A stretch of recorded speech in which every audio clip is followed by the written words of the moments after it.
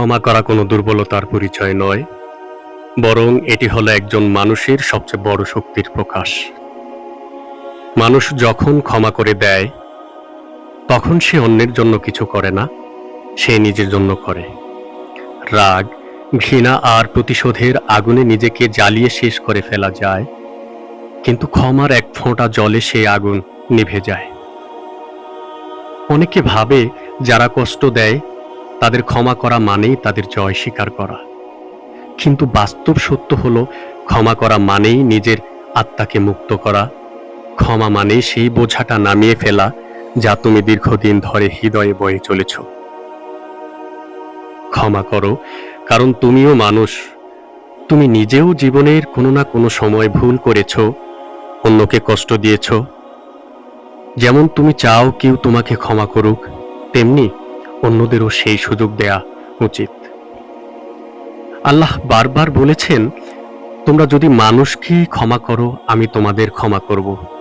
মহান আল্লাহ নিজেই যখন ক্ষমাশীল, আমরা কেন ছোটখাটো বিষয় নিয়ে হৃদয়ে ঘৃণা পুষে রাখব? জেনে রাখো, যে ব্যক্তি ক্ষমা করতে পারে সে কখনো ছোট হয় না, বরং সে হৃদয়ে সবচেয়ে বড় হয়। ক্ষমা হলো সেই আলো যা অন্ধকার জীবনে শান্তি এনে দেয়। আজ থেকেই ক্ষমা করতে শেখো, নিজেকে, অন্যকে, জীবনকে। কারণ ক্ষমা মানেই শান্তি, ক্ষমা মানেই মুক্তি, ক্ষমা মানেই আল্লাহর পথে ফিরে আসা।